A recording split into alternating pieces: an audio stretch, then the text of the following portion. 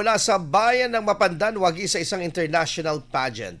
Para sa detalye ng good news na yan, ikwento mo, Idol Maya. Taas noong ibinagayway ang bandila ng Pilipinas, tumindig sa entablado at ipinakita ang kisig at mabuting puso ng mga Pilipino. Yan si Renz Braille Ferrer Ondocon ng bayan ng Mapandan.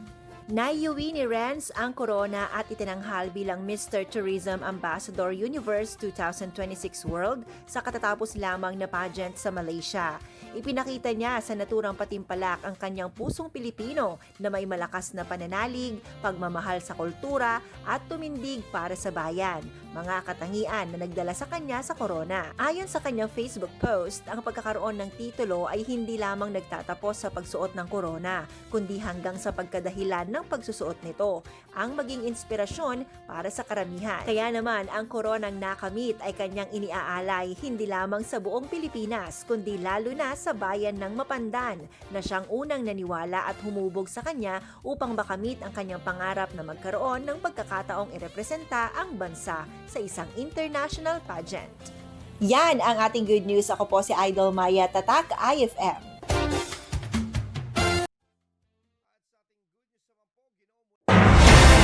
IFM News. IFM News. IFM News.